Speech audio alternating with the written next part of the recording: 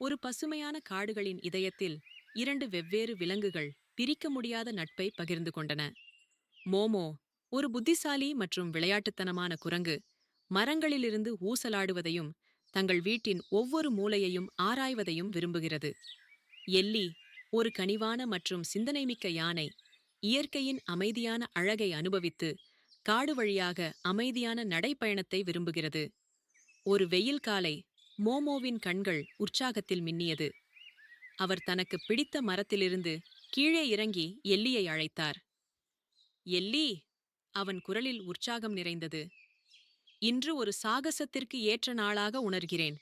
காட்டின் தொலைதூரத்தை ஆராய்வோம். எல்லி இடைநிறுத்தப்பட்டாள். காட்டின் வெகு தூரம் அடர்த்தியாகவும் நிழலாகவும் இருந்தது. அங்கு சூரிய ஒளி அரிதாகவே தரையைத் தொடவில்லை. நீங்கள் உறுதியாக இருக்கிறீர்களா, மோமோ? மெதுவாகக் கேட்டாள். அங்கே இருட்டாகவும் கொஞ்சம் பயமாகவும் இருக்கிறது. மோமோ சிரித்தது. எதிர்பார்ப்புடன் வாலை அசைத்தது. அதுதான் அதை உற்சாகப்படுத்துகிறது. நாம் என்ன அற்புதமான விஷயங்களைக் காணலாம் என்று யாருக்குத் தெரியும்? மோமோவின் உற்சாகத்தை எல்லியால் எதிர்க்க முடியவில்லை. அதனால் நண்பர்கள் இருவரும் ஒன்றாக புறப்பட்டனர். எல்லி கவனமாக கீழே நடந்து சென்றபோது மோமோ கிளையிலிருந்து கிளைக்கு அழகாக ஆடினார். அவளது பெரிய கால்கள் காட்டின் தரையில் மென்மையான சத்தங்களை எழுப்பியது. அவர்கள் காட்டில் ஆழமாகச் சென்றபோது அவர்கள் ஒரு பிரகாசமான ஓடையை கண்டனர். சூரிய ஒளியில் வைரங்கள் போல் நீர் மின்ன அந்த காட்சி இருவரையும் பிரமிப்பில் நிறுத்தியது. அதோ பார், எல்லி! மோமோ கூச்சலிட்டார். ஒரு பானத்திற்கு சரியான இடம். எல்லி தலையசைத்தாள். ஆனால் அவளுடைய கூர்மையான கண்கள் அசாதாரணமான ஒன்றை பிடித்தன. நீரோட்டத்தில் மெதுவாக மிதந்து கொண்டிருந்தது பளபளப்பான தங்க நிற சாவி. அது என்ன? எல்லி தன் தும்பிக்கையைக் காட்டிக் கேட்டாள். மோமோ தண்ணீரிலிருந்து சாவியை பறித்து அதை பரிசோதிக்க அதை பிடித்தார். ஒரு சாவி! ஒருவேளை அது ஒரு புதையல் பெட்டியை திறக்கும். எல்லி சிந்தனையுடன் தலையை சாய்த்தாள். அல்லது அதை இழந்த ஒருவருக்கு சொந்தமானதாக இருக்கலாம். நாம் கண்டுபிடிக்க வேண்டும். ஒன்றாக அவர்கள் காட்டில் உள்ள புத்திசாலித்தனமான மிருகமான திரு ஹூட்ஸ்வொர்த் ஆந்தையிடம் ஆலோசனை பெற முடிவு செய்தனர். அவர் ஒரு பெரிய பழைய ஓக் மரத்தில் வாழ்ந்தார் மற்றும் காடுகளின் இரகசியங்களைப் பற்றிய ஆழ்ந்த அறிவிற்காக அறியப்பட்டார். அவர்கள் மரத்தை அடைந்தபோது திரு ஹூட்ஸ்வொர்த் ஒரு கிளையில் அமர்ந்திருந்தார். அவருடைய இறகுகள் சூரிய ஒளியில் மின்னும்.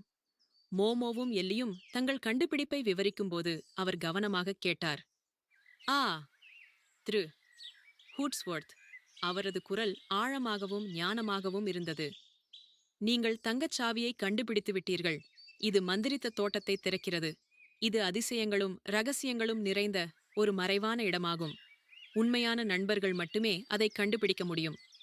மோமோவும் எல்லியும் உற்சாகமான பார்வைகளை பரிமாறிக்கொண்டனர். உண்மையான நண்பர்களா? அது நாங்கள்தான், அவர்கள் ஒருமையில் சொன்னார்கள். திருவர்மன் ஹூட்ஸ்வொர்த்தின் வழிகாட்டுதல்களை பின்பற்றி அவர்கள் கொடிகளால் மூடப்பட்ட ஒரு மறைவான கதவுக்குச் சென்றனர். பூட்டுக்குள் நுழைத்த மோமோவின் கையில் தங்கச்சாவி மின்னியது. கதவு திறந்தது.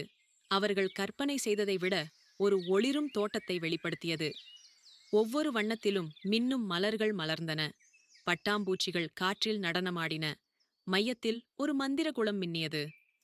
அவர்கள் குளத்தை நெருங்கியபோது அவர்கள் அசாதாரணமான ஒன்றைக் கண்டார்கள். அது அவர்களின் சாகசங்களை ஒன்றாக பிரதிபலித்தது. அவர்கள் ஒருவருக்கொருவர் உதவிய மற்றும் கவனித்துக் கொண்ட எல்லா நேரங்களையும் காட்டுகிறது. எல்லியின் கண்கள் ஆச்சரியத்தால் விரிந்தன. இது அழகாக இருக்கிறது, மோமோ. பார், குளம் நம் கதையைச் சொல்கிறது. மோமோ சிரித்தான். எல்லி, நாங்கள் இங்கு ஒன்றாக வந்ததில் நான் மிகவும் மகிழ்ச்சியடைகிறேன். நீங்கள் எப்போதும் சிறந்த சாகச நண்பர். எல்லி அன்புடன் சிரித்தாள்.